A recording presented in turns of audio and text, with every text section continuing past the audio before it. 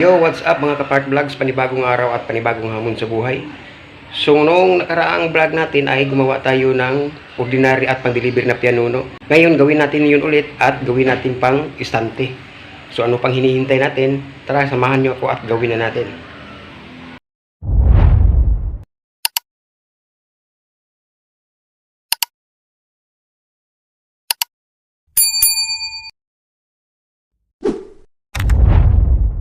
Okay, ito yung mga ingredients natin gamitin mga boss, no? May tatlong itlog tayo, margarine 75 grams, sukal 400 grams, baking 4 tablespoon, yes 1 tablespoon, skim milk 35 grams,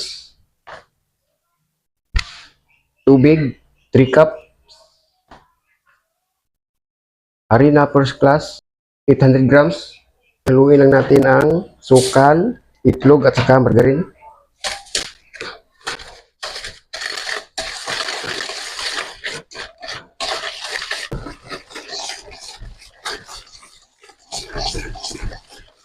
Tapos lagyan natin ating tubig, wag muna natin ubusin. Haluin natin. Tunawin natin yung asukal.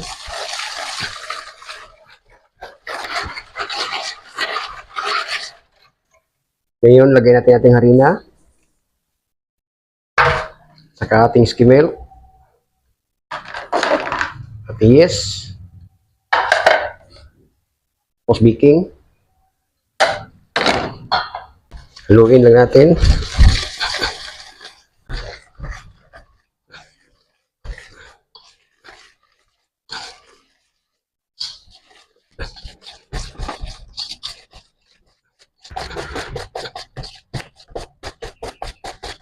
Ngayon, ilagay natin ang ating natitirang tubig. Dandahan sa pag-mix para hindi matapon yung tubig.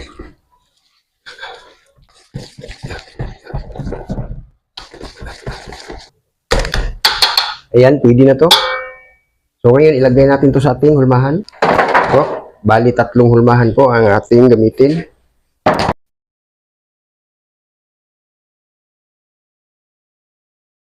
Yan, tapos timbangin lang natin para pantay-pantay silang lahat. So ngayon, i-plain lang natin to. Gamit itong ating scraper.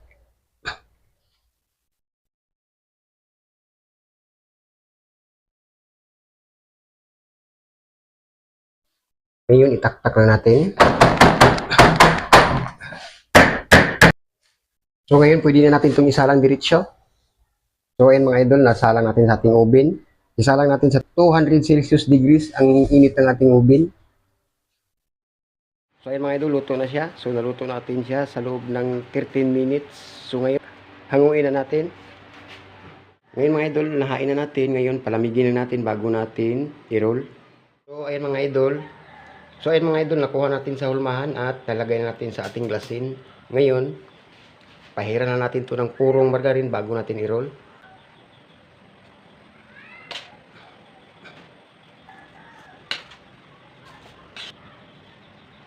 So, ngayon mga idol, i-roll na natin.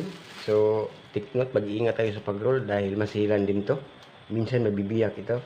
Ngayon, i-roll na natin. So, naglagay pala ako dito ng hulmahan para hindi tayo mahirapan. Ngayon na natin.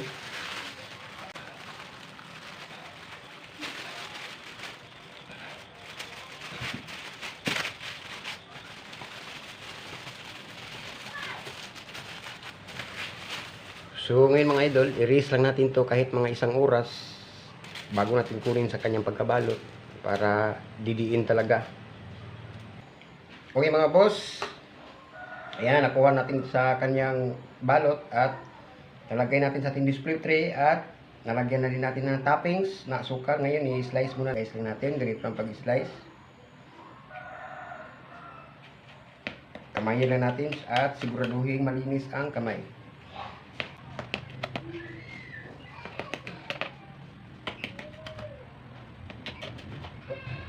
Medyo biyak po yung dalawang roll natin mga boss, ano? Masigang kasi ito.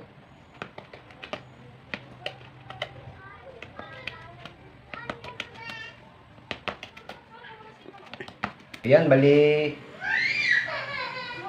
16 pieces yung isang roll po, mga boss. Ngayon, lalagyan natin to ng toppings na cheese. Cheese ini ang ginamit ko. Kunti-kunti lang lagay natin. Ayan.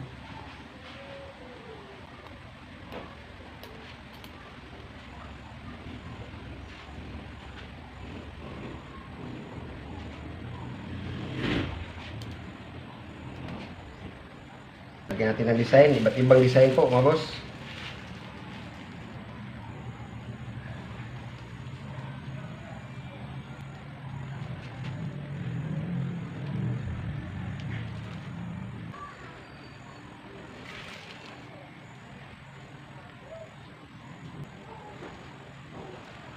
Yung isa.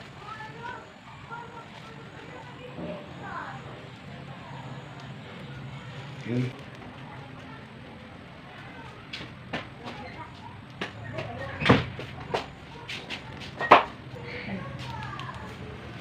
Okay mga boss, ito po ang ating finished products ng ating pianuno.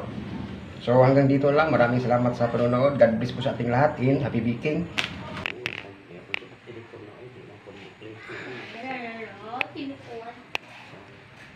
Ito ko ba? Parang